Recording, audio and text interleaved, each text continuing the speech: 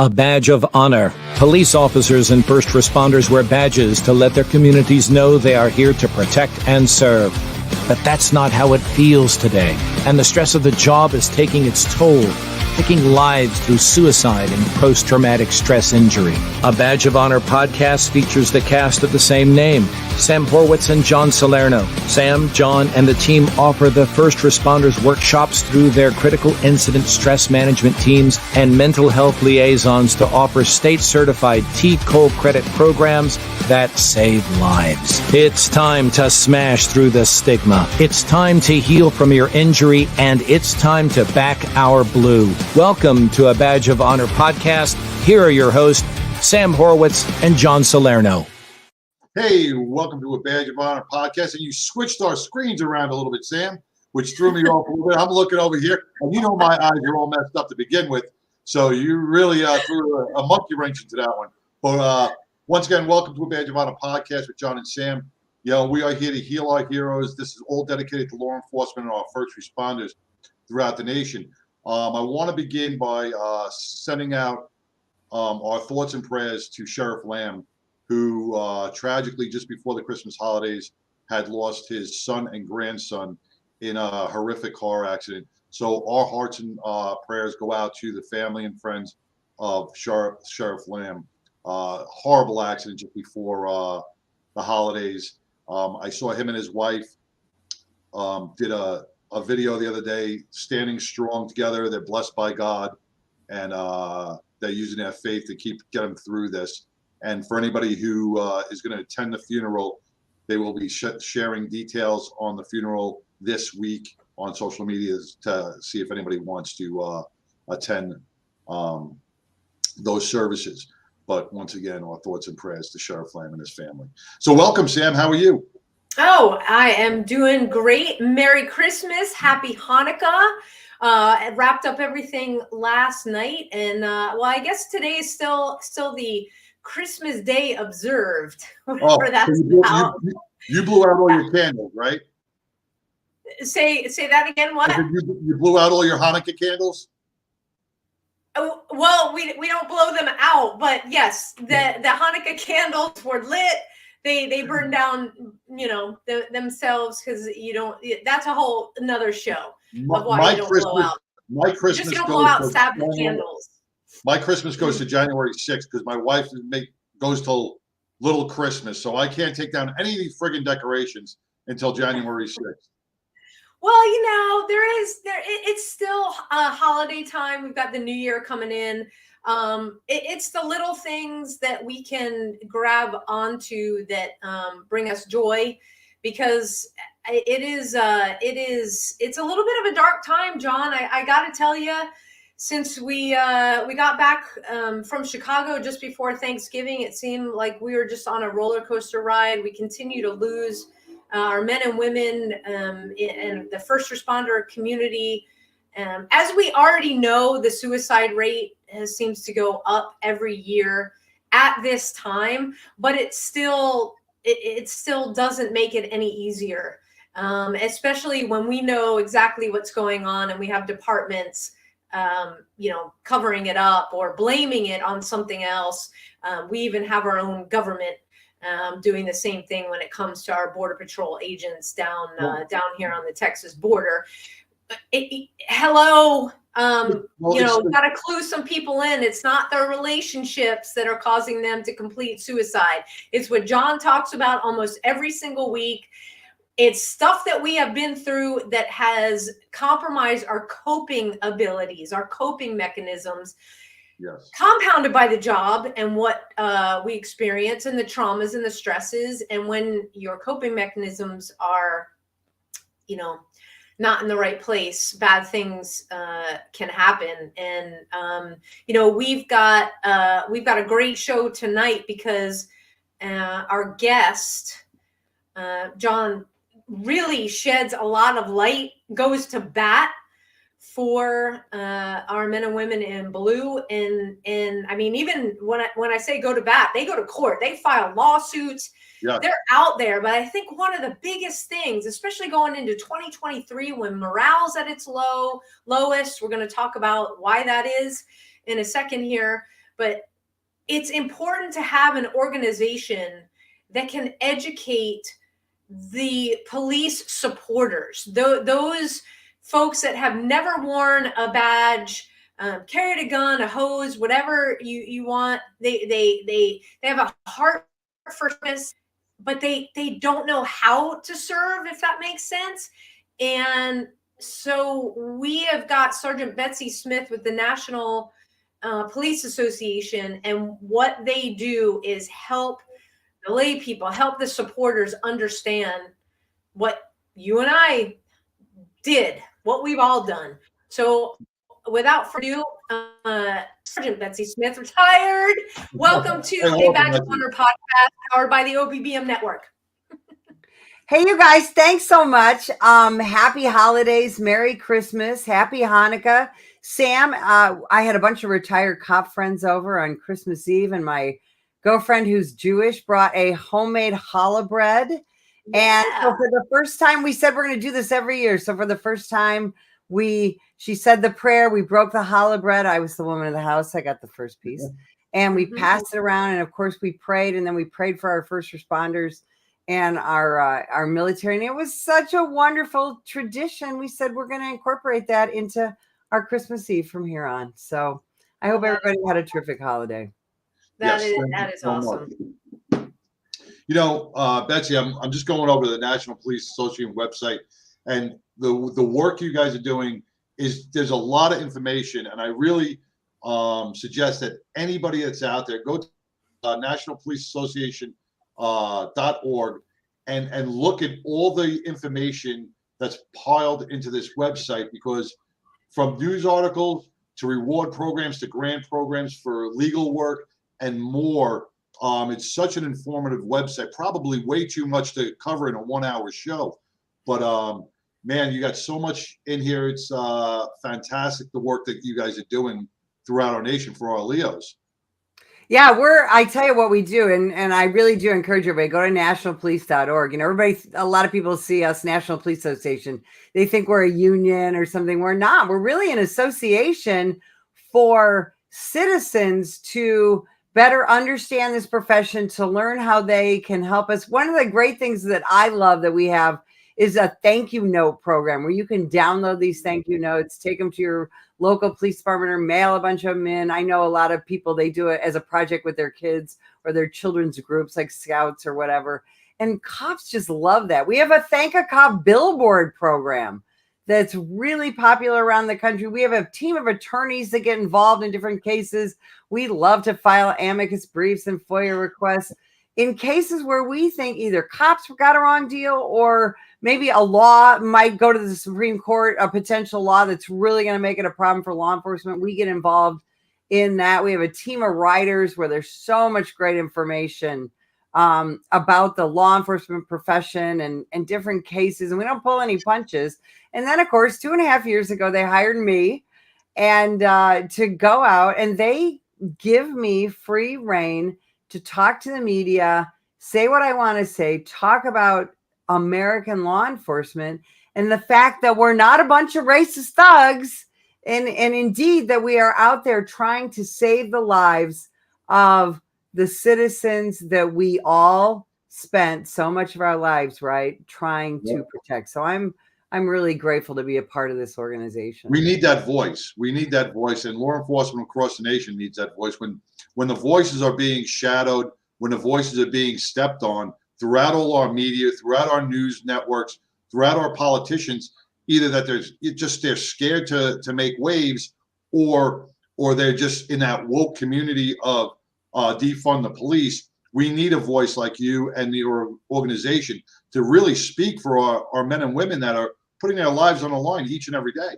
Well, and I'm so grateful because, because we're not a union, we're not beholden to any political party, to any politician, so we get to go out there and just really tell the truth. And, and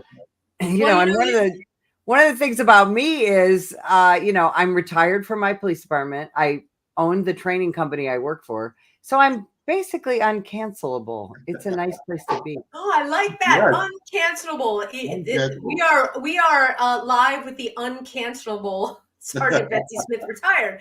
Well, Betsy, like you just said, you have the outlet to really be an education piece with the public. But you did serve in the police department. Just tell our listeners and our watchers here live a little bit about how you got where you are. Well, I became a police dispatcher at age 17 as a senior in high school, went to college, became a police officer at age 21 in the Chicago suburbs. And for 29 years, I had a terrific police career, promoted to sergeant, stayed there. And I just did everything that I really ever wanted to do. Bike patrol, I ran canine, I even ran animal control, did patrol, did detectives, did crime prevention. I had a terrific 29 years and kind of a parallel to that last 20 years I was on the job. I was a writer. I got a job with the Law Enforcement Television Network on video with satellite training, old technology. And then I got hired by policeone.com and officer.com and worked I'm the only woman ever to teach the Caliber Press Street Survival Seminar. And my husband and I teamed up. He's a guy that a lot of our viewers might know. I am Mrs. J.D. Buck Savage. That's right. That's me. And so Dave Smith, my husband, just an extraordinary trainer and commentator and writer. And so we have just been traveling the world, training cops, and it's a great life. And he's a terrific guy, a terrific mentor. Well, your career, you heard on the intro, we got back from an interesting time in Chicago. We had a lot of great connections in our workshop that we did up there. And then it seemed like, I don't know, the holiday times hit and a lot of the frustration. Sorry. There we go. I love it. A lot of the frustration hit. And, our hearts obviously went right back to Chicago. And for you being retired and seeing what's going on, not only in the city that you served, even though it was the outskirts, you're serving the greater Chicago. What do you make of all this, especially in light of the ridiculous laws that are coming out there and a mayor who just doesn't get it? It's so frustrating. One of the last two classes that I did before the COVID shutdown was at Chicago PD headquarters, and just the men and women of that agency, the energy and the diversity and the dedication was one of the best training experiences I've ever had. And unfortunately, as I think a lot of people know, in the last week, we've had 3 Chicago police officers commit suicide. We have and Chicago PD has a high suicide rate anyway. And quite frankly, they have a lot of weak leadership, and they have a mayor that is probably, and again, I'm born and raised in Illinois. Our politics are notoriously corrupt. That's been my entire lifetime. But Mayor Lori Lightfoot is probably the most out of touch mayor ever in the city of Chicago. And that is saying something. Yeah. We are talking with Sergeant Betsy Smith, retired from the National Police Association.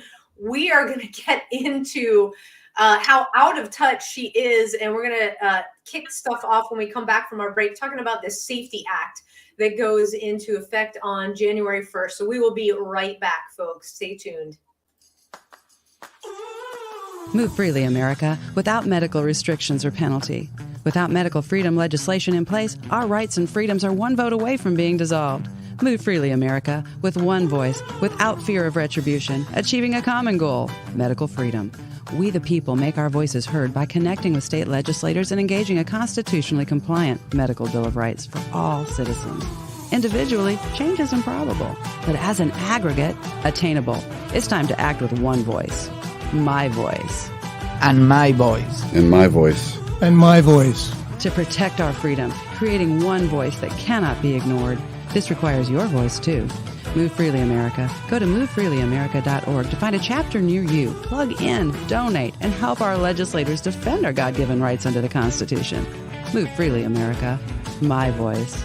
And my voice. And together with your voice, we're one voice that cannot be ignored. Donate today. MoveFreelyAmerica.org. Hey, welcome back to a Badge of Honor podcast with John and Sam, and welcome our guest, Sergeant Betsy Smith with the National Police Association, retired out of Chicago, and that's someplace that me and Sam just had the honor of doing some post-traumatic stress classes at. And before we left for break, you talked about the high suicide rate within the Chicago area, and when we had left, just as we left, there were 2 suicides that were never out prior to the last 3 this week, but 2 suicides, and which should really infuriate every officer out there, is that an 18-year veteran died from suicide, and the city blamed it on a drug overdose. Now, if you are in law enforcement, after 18 years on the job, you are not a drug addict. You're not using drugs. It would have come up somewhere in your career that you were doing drugs. Not every police officer takes a gun to his head. Some will take pills. Some will. I mean, there's many different ways that these officers are taking their lives, and because they're not in uniform or they don't do it on police property, they are not marking it down as suicide because they are so afraid of the backlash they're going to get because they are not doing their job. They're putting smoke and mirror together with EPAs and everything else, and they're not working for our law enforcement officers. So every officer out there that's listening should be infuriated about how their commands and their upper staff are treating them in the mental health field. Yeah, absolutely. Chicago PD is kind of its own entity, but the suburbs around Chicago tend to very often mimic what is happening there, and Cook County, Illinois notoriously has a George Soros installed prosecutor that adds to the frustration of what's happening in Illinois. In Chicago, when you do bring a good case, involving gun violence, things like that, to the prosecutor's office, you have no idea if it's even going to end up going to trial or is going to be pled down to a nothing misdemeanor. The pre-trial bail reform and all the things that they're already bad enough, but as of January 1st with the Safety Act, we're going to see these pre-trial restrictions. We're going to see no cash bail. There's going to be people right now in jail awaiting trial that are going to have to be released throughout the whole state, not just in Chicago. And there's a whole lot to the Safety Act. We can talk about that. But when you look at Chicago PD, again, what they are dealing with the lousy leadership, along with the extraordinary violent crime, a lack of prosecutorial support, and then the street gangs that run so many neighborhoods of Chicago, it's the perfect storm for horrible mental health issues for those police officers trying to just stem the flow of violent crime in neighborhoods. And let me just say this, in neighborhoods where people want them there. I keep hearing all these pundits say, oh, people are committing violent crime because they're poor. Just because you're poor doesn't mean you're a criminal. Being a criminal is a conscious choice. And there are people in every neighborhood of Chicago, a lot of people who love their law enforcement, love their police officers, are frustrated with what's happening, but they're absolutely helpless at the hands of the street gangs. Well, the craziest thing that we heard when we were down there, and I know the vehicle pursuit statute came about where they connect, but now when we were down there, they passed a non-foot pursuit. You can't chase somebody on foot. What? Are they? No, there's basically no reason to stick around if you're a criminal. Right. And, they're holding the handcuffs even tighter on our law enforcement. They can't do their job. Hey, right. John, don't forget about the trespassing thing also. Well, that comes up in the Safety Act. That's in the Safety Act. Yeah. Yep. I mean, it's just, and for folks who aren't familiar with Illinois law, what happened, and it's been almost 2 years, immediately after George Floyd, the Illinois legislature got together and decided we've got to have criminal justice reform, right? Everybody hears that, criminal justice reform. So they did this, basically they did a multi-tiered law where some of it starts January 1st, and then the next year, and the next year, and the next year. And it affects everything. It affects, like we talked about, pretrial detentions. It affects bail. It affects how police officers write their police reports, how they use their body camera footage. I mean, absolutely everything. And it allows for anonymous complaints. This is one of the ones that really has police officers upset.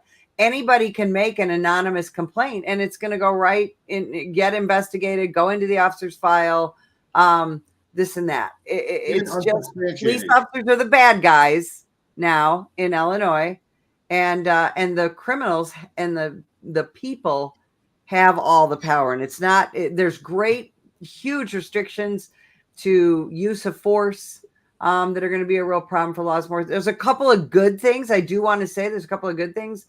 More police training. And so there's going to be more money for police training. But again, it's, certain kinds of police training. Right. And so it's going to make life very difficult for Illinois law enforcement. So what's going to happen? There's going to be more criminals on the street. They're going to have more freedoms. There's going to be more restrictions for police officers. And we train there quite often. That's where I'm from. In fact, I was just there a couple of weeks ago. Every police officer that can leave is leaving. And so we're this huge shortage that we already have of law enforcement officers around the country. Boy, it's going to get bad in Illinois, as bad as it's gotten in Seattle and Portland and other cities around the nation. And it's going to be a problem for the citizens of Illinois. We were just talking about that prior to you coming on. Like my NYPD class back in 1990, we had 2,100 recruits just in my one academy class. 2,100. Departments are lucky if they can get 300 good individuals to get into an academy class now. I think 30 is a big number. Certainly, look, any metropolitan city, and people are looking at politics. So if it's a major Democratic city, they are leaving in droves. Remember, New York put like a moratorium on like, hey, nobody else can put in their retirement papers right now. Same thing in Chicago and other big cities. This police shortage that we're going to see in 2023 is unprecedented. That we all know there's a plan behind it. And so what I want to say right off the bat is I just filled out paperwork for somebody who is stepping up to be a police officer. Kudos to those folks out there that are just have the heart for service. They want to serve their communities. They want to make a difference. They're not naive. They know what they're coming up against, but they're like, this is what I have to do. And so thank you. I just want to apologize. We want to say thank you for doing that. We need to reverse this. I can't even think of the word of what you want. This polarization. We need to reverse it to where we have so many, and we have dedicated people right now. But when you're forced to work overtime, when you never see your family because you got to do more and more to put food on the table, the stress is unbelievable. We've got the suicides, we've got shootings, we've got the accidents on duty. It's not a mystery that all of this is coming to a head. But if we can get passionate people in the job, don't you think eventually we could start turning a corner, especially if we vote out the people that are creating this problem in the first place? Well, and let me tell you, I just saw something. We were so heartened. The National Police Association was a sponsor at Turning Point USA's America Fest in Phoenix last week. we had so many people walk up to we had a booth in the vendor hall, and then I did a bunch of media interviews. But at our booth, we had so many young people come up to us and say, I'm studying to be a police officer. Nice. And we were like, what? Wow. I mean, it was just, we hugged every one of these kids. We were giving them Buck Savage t-shirts and challenge coins. And we're just like, holy cow. It was, you guys would have felt so good meeting these young men and women who they're studying, criminal justice and sociology and things like that. And they all said, I want to be a cop. And we're like, wow, and you know what? And it's just what you said, Sam, because Dave and I asked him, it's not the best time right now. What are your thoughts on that? They were all very aware of the situation. And they said, I still want to serve. And we were just so heartened. It was amazing. And then I wonder if those officers, those new recruits are coming from a police or a law enforcement background from their families. A lot of them were too. Yeah. But what's like what you were talking about before, Sam, we have to change the culture. We have to really flip this script, and it's up to the politicians to change the narrative in here, where they have to allow cops to do their job. They have to make the job of law enforcement more appeasable to people. When you see, like what we talked about last week, the 14 DPS officers down at the border who have taken their life, and now they just finally start talking about it. If you saw 14 Wall Street corporate reps commit suicide in the last year, there would be an uprising. It would be an epidemic. It would be on the news. But we're hiding the fact that these men and women are suffering. The news media, and I think it's only Fox News that's really starting to take a bite out of it, but every other news outlet out there is hiding the fact that they're not robots. They're human beings that are out there trying to do their job. And we're just pouring fuel on the fire for a really horrible next few years for our officers. Well, John, you said it's up to our politicians. I want to say it's up to us. It's up to people like Betsy. It's up to NPA. It's up to the folks that support law enforcement to say enough is enough. We want our police. Not only do we want our police back, we want our cities to be safe again. And that's what we do is we ask police leaders right. to stand up and start talking about these issues, about the how officer shootings are once again off us getting shot, suicides 2.5 times or more by our own hand, do we die than by felonious assaults. Police leaders need to get a lot louder and a lot more visible on these issues. It's incredibly frustrating when we see leadership just sort of sit back or maybe do an annual address or whatever. We need the leaders to talk to the politicians and say, look, this is enough. You can't treat my people like this. You can't keep passing laws like this. And we also have to have, like you said, those of us in the profession, those of us who were in the profession, but we also need educators. We need church leaders, and we need citizens who are willing to help us fight that false narrative and understand that and know the facts and, read books and learn about the real causes of crime, and to be able to tell their friends and neighbors that it's not American law enforcement that's the problem. We are not a bunch of racist thugs. We are not out there killing unarmed Black people every day, like some polls will say that people truly believe that. Yes. And so we have got to all, as Americans, get a lot louder about supporting American law enforcement. It's not enough just to refund us. I know the defund police movement, they're kind of walking that back, but you can't just walk that back and stay silent. Cops need to be lifted up.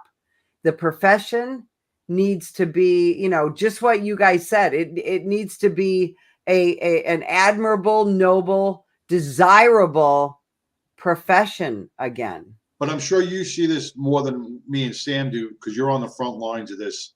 our leaders, our so-called police chiefs, and it's not the leaders that are running the police departments anymore. It's the politicians, and the leaders are so afraid to speak up because they'll lose their position. They'll be ousted out or replaced by some woke individual that will listen to the politicians. How do we have how we got politicians who've never done a day on the street making choices for our men and women out on the street, and our police leaders are too afraid to stand up and speak out because they will lose what they've worked for. Yeah, I mean, you're absolutely right. There are so many police leaders, and it tends to be more the chiefs than it is the sheriffs, because sheriffs they're elected by the people, so they are kind of forced to be able to talk about things, and in a lot of sheriffs departments, those sheriffs are their voters tell them, we want you to uplift your cops, we want you to have more cops, we want more police on the street, things like that. With a lot of police chiefs, I mean, you're absolutely right, where they are hired by mayors or city managers or city councils who are incredibly woke.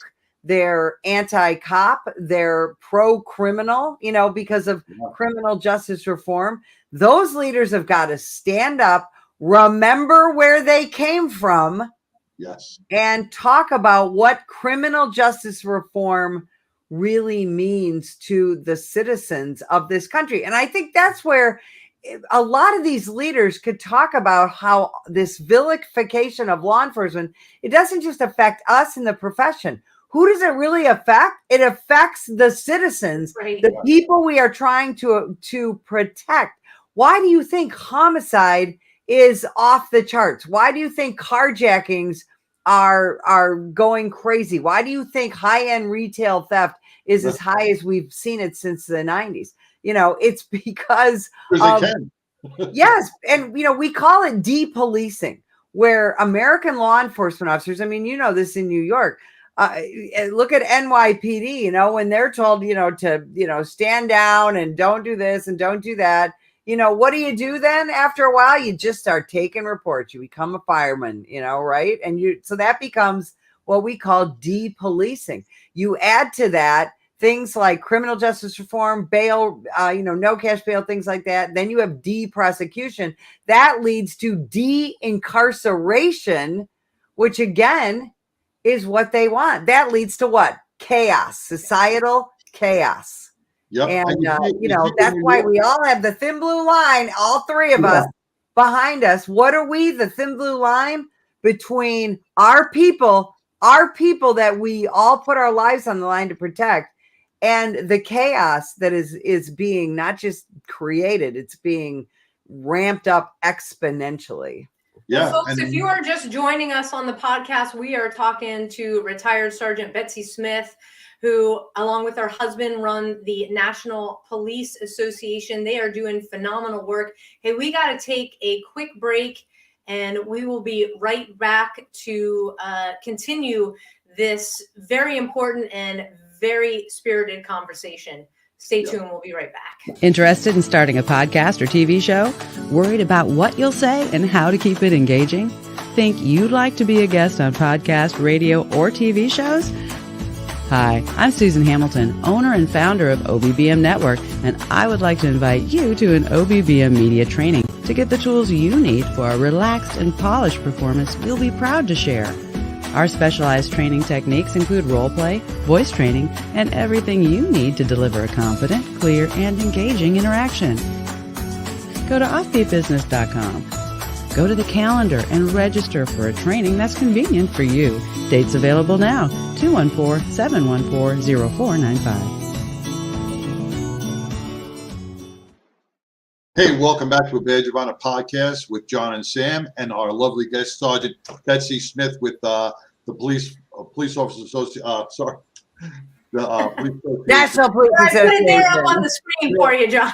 No, I'm sorry, because the person who has been texting me about all the suicides in Chicago just text me again, and I'm freaking out. Is that he goes, and I got to bring this up because this it's not police related, but it is fire related. It says, "Hey, I assume you heard about the firefighter from Hearst, which is my hometown, my neighborhood right here.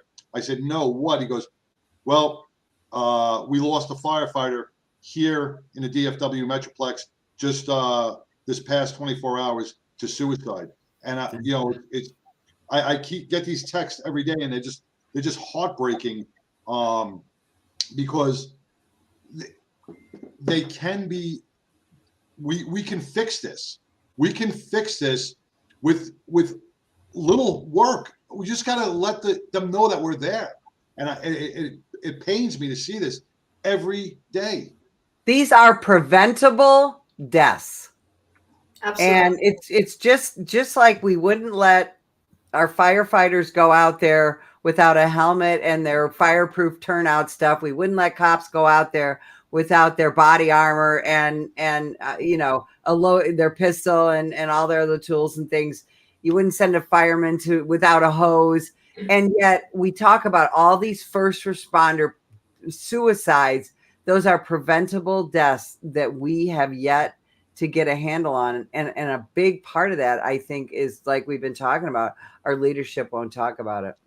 But you know, Betsy, one thing I try to help people understand that, we've got the Back the Blue supporters, and they are the ones doing the writing in campaigns and posting on different social media outlets, praying for our men and women, our first responders, our veterans, our military members every single day. It's not those people that we need to really get through to, because they get it, but for the other people, for the lay person, imagine going to work every day, okay, being yelled at by your boss constantly, not having the support when you go to the human resources that you think you should have, or that the human resources says we're here for you, when they're really not. They just tell you, well, do this and go away, get out of my office. Oh, or here, call this number. You call the number, nobody answers. Where at every turn there is a roadblock. Imagine going to work every single day like that. Yeah. Now you understand. Yeah, it's really, really true. And that's one of the things that the National Police Association, we ask people to do, is just things as simple as smiling and walking up to a police officer who's in line for coffee and just saying, thanks for what you do. Waving and smiling at them as they're driving down the street, buy them a cup of coffee, or again, do our thank you notes, help sponsor a billboard that says, thank you, cop, because those kinds of things, as you guys know, can just change your day, your week, your month as a police officer, and perhaps interrupt that feeling of despair that every one of us has felt in thinking, damn, nobody cares about what I do. Because that sense of mission for us in law enforcement is just so important. And when one citizen understands that sense of mission and thanks us, Yep. recognizes us, it can literally be life-changing. We have an organization out here, and I don't know if they're nationwide, but I think they'll go nationwide. It's called Spokes for Hope. I don't know if you ever heard of them, Betsy. Yeah. They buy bicycles for children in some of the neighborhoods and some of the less fortunate kids, but they don't give them out.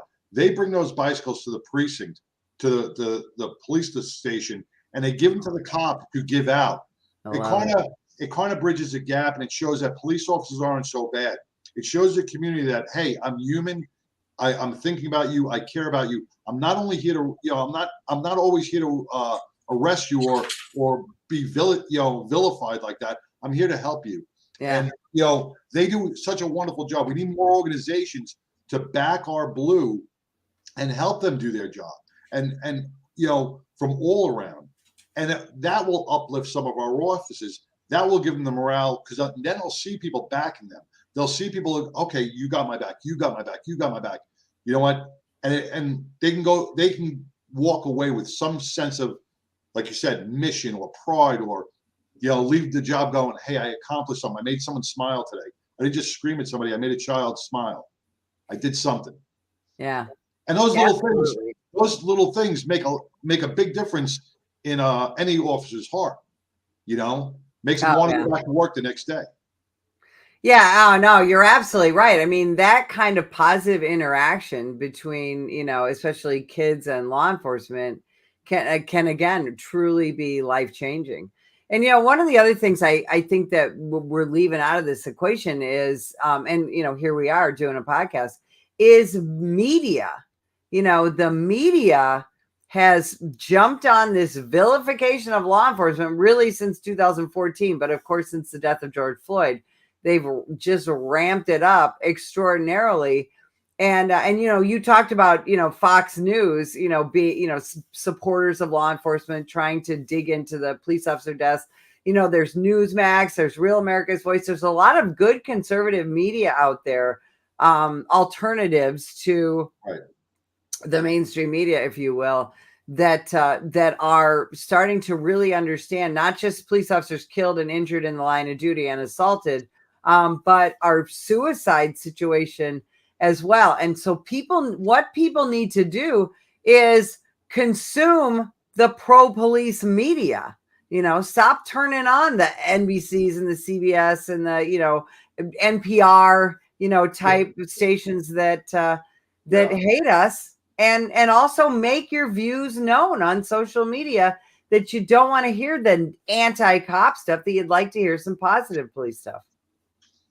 Yeah, and you do a great job, as well as some other organizations, about posting the pro-police, like what good things police officers are doing in the community. Because newsflash, there's a whole bunch of them. That's mostly what we do. Exactly. Most people do not see on any given day, because they're only running the negative narratives. Right. And if people knew, and if people, it's so hard, because if we didn't have a podcast like this, if you didn't have your podcast and other more conservative pro first responder podcasts, if people are not consuming this, it's almost like they're living in some alternate reality. Because if you're waking up every morning, turning on regular radio, or I call it regular TV, right, all you're seeing is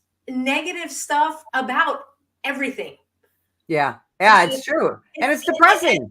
And it's like, it sets the tone for, if you get pulled over, oh God, I heard about this on the news, and blah, blah, blah, why am I getting pulled? And immediately the camera goes on, and you're listening to this tirade of something where it's, get your ticket or get your warning. If you just said, hey, sorry, yeah, I was speeding, which most of the time, hey, get your warning. But because people have it's the narrative, it's just skewed so many to just be argumentative right off the bat. If you just, like John and I say, take a deep breath. Yeah. Well, now some perspective. Everybody wants to challenge officers no matter what they do now. The challenge is on, because of the cell phone, that's looking to get YouTube footage. Yeah. They can become their next YouTube star or whatever. Right. Like we said, with a basic car stop turns into almost an altercation over a bullshit ticket. Right. People are challenging cops now that you can't touch me. Don't come, or they're filming them at the police station. This is the law. Like, they know the laws, and they think they know the laws, but everything's a challenge now. And you brought up, just go up cop and say hello and thank you. Right now, that's the scariest part for a cop, because if you're approaching their car, you know what? There have been too many assassinations. People are pulling out their guns at alarming rate. Oh yeah, never seen before. Now a domestic is turning into a shooting. NYPD, 10 or 15 shootings in the last 8 months, 9 months. You've never heard that. People are taking out their guns and firing at cops all over the nation. We've had 125 police officers shot in ambush style attacks this year already. I mean, that's extraordinary. Ambush attacks are up, we've had at least 60 police officers murdered by gunfire alone. We've had well over nearly 350 shot in the line of duty. I mean, we haven't seen those numbers since the late 70s, early 80s. Yeah. Right. You look at the mental stress, the hypervigilant state that officer is in constantly every single day for a 12-hour shift. You're telling me that doesn't put a mental strain? That doesn't damage your coping mechanism? That doesn't damage your way of human life with your family? That's all comprised of it. And they just think we're robots, or the cops are out there that are robots. They go to job, they forget about everything, they go home. That's not how this works. Well, and again, that goes back to, you got to look at the media, and, because that's very often how we are portrayed. We're portrayed as either killers or robots or people who don't care about people and this and that. And then there's a lot of cop shows that portray us as, drunks or bad cops or whatever. And again, that continues to wear on, as you guys know, these individual officers.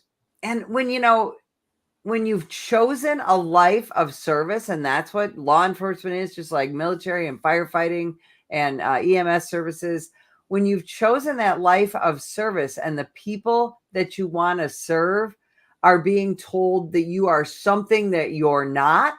I mean, think about this, being lied about every single day in the media and in entertainment and on social media. I hope people listening to this and hearing this and seeing this are understanding how difficult it can be. Hey, you are listening to Sergeant Betsy Smith, retired from the National Police Association. We are having an in-depth conversation on how to back our first responders, how to back our blue. We're going to take a quick break, and we will be right back. Stay tuned, everybody. What is the role of American government anyway? Is the role of government to decide where I can go and where I can't?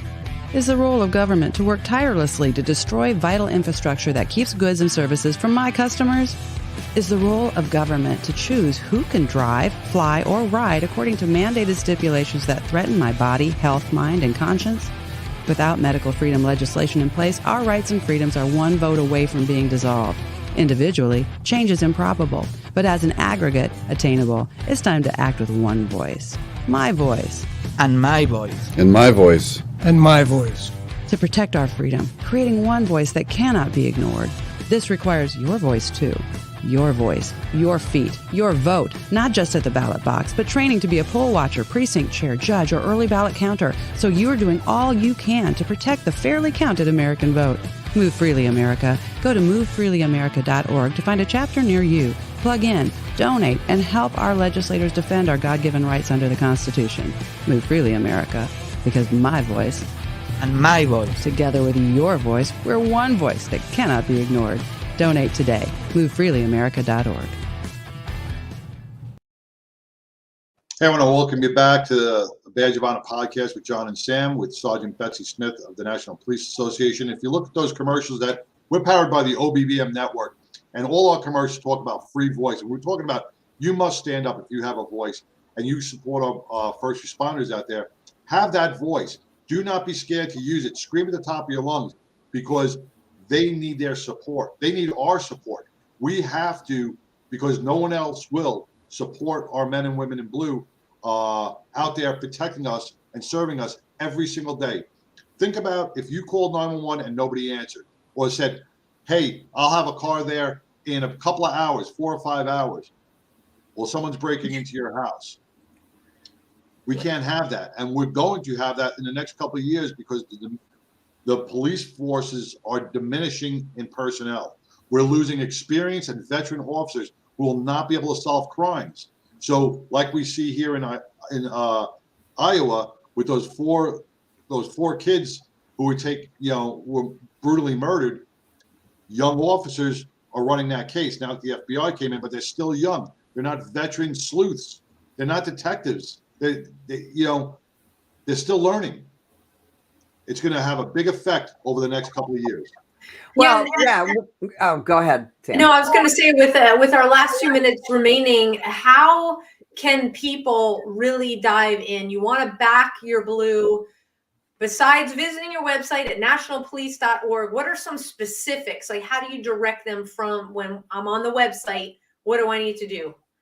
Take a look at the articles. You know, it's a really easy to navigate website. The first thing you get when you go there is you're going to learn about the show that I have on Pluto and the First TV, the NPA report. We have great guests like Sam Horwitz, who's going to be coming out in a couple of weeks on our show. We have fantastic articles that will give you, the citizen, some information that you can use to help fight that false narrative.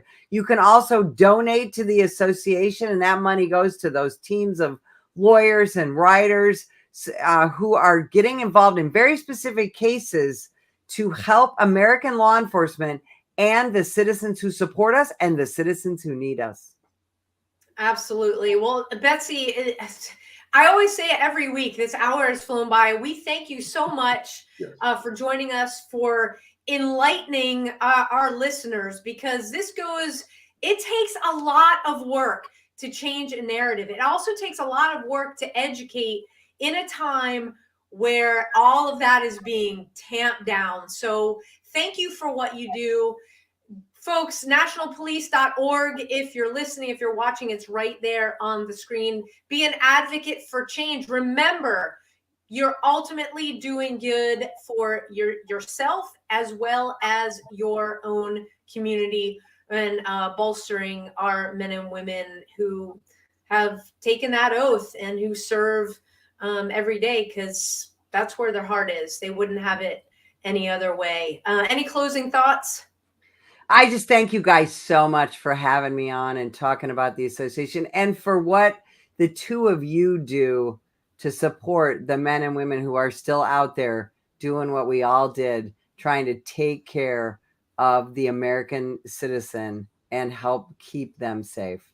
Thank you. No, you are welcome, Betsy. It is our honor and how we continue to serve for sure. Thank you so much, and we will be in touch. Have a happy New Year, Betsy. Yeah, you guys too. Happy New Year. Happy and safe. Yes. Yeah. Amen. Absolutely. Take care. Wow, what an amazing time. You know, it is so important. We need to change the narrative for 2023. And we do it just like Betsy said, we get involved. Because if we can do it along with organizations like National Police Association, and if you don't know how, just again, visit their website, nationalpolice.org.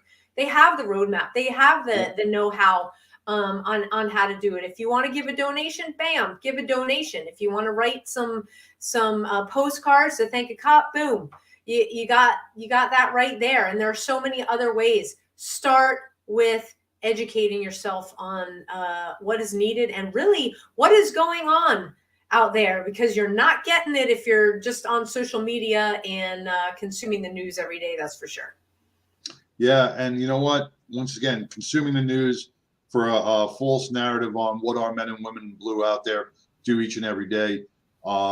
Turn over to a channel that supports our law enforcement, supports the families of our law enforcement.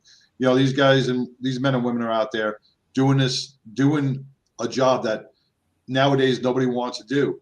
And we keep changing this culture. If we go into 2023 with the same narrative that we had in 2022, we're going to have more deaths, more people are going to suffer. We're going to see more communities starting to fail and start being crime ridden. You're going to start seeing more victims of violence. Look what we got in New York City with the subway pushing and the homeless. You know, it's an effort that's going across this nation, and I don't know why, but I don't know if you know how I'm going to speak, Sam. Our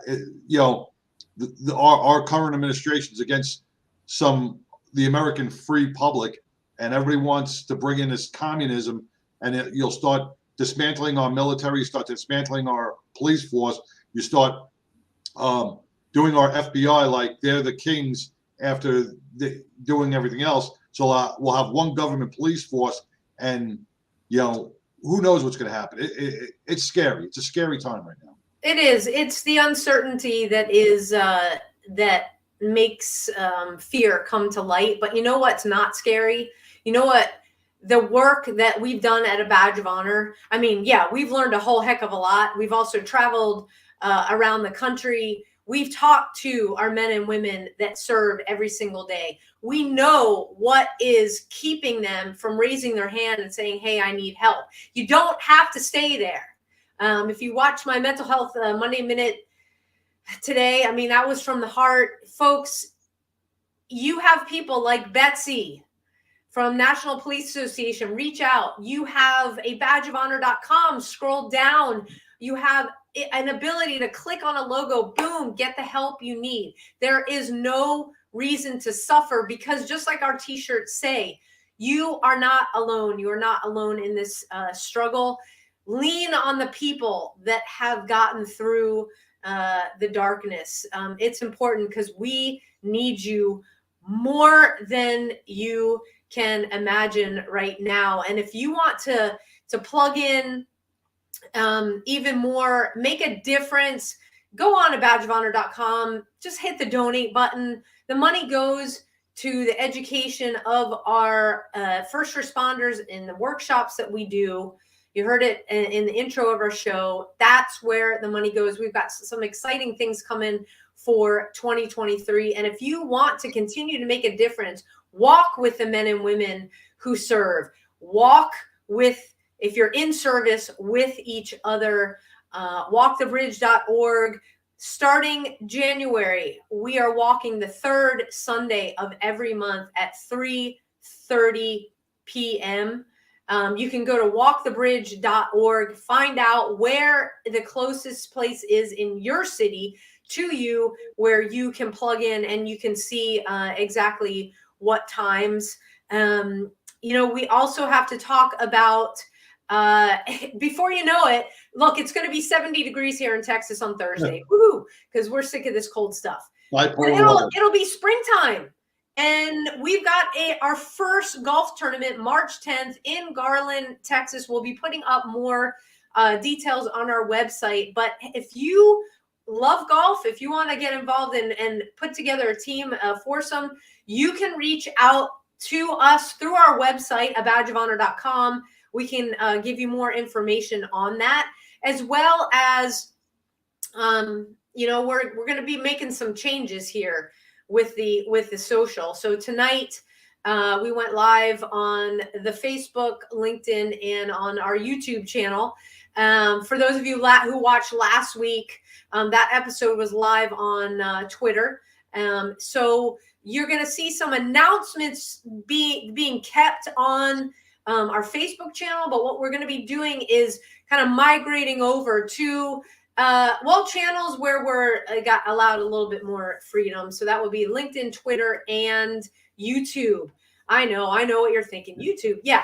So that is where we're going to be going. Don't worry. We'll make the announcements. And we want to just say to all of our men and women, our first responders here on the home fronts, keeping us safe, thank you. We pray for you every single day. To our veterans, thank you for your service. Thank you for putting yourselves in harm's way so that we can live free and do podcasts like this. And for folks that are in active service around the world, thank you. John, take us home. You said it all, Sam. I want to wish everybody a happy and healthy new year. Hope everybody came through the holidays okay. And if you can be anything in this world, just be kind. Remember, we're all human beings. We're all just trying to make it through this spinning planet. If we are disruptive to each other, it's only going to make it hard on everybody. So let's bring in a new year, 2023, with some kindness and a heart. See you next week, everybody. Take care. A Badge of Honor podcast is produced for the OBBN Network podcast and protected under copyright law. For content permissions, please submit your request to abadgeofhonor.com on the content page. For OBBN Network programming information, please call 214-714-0495 today.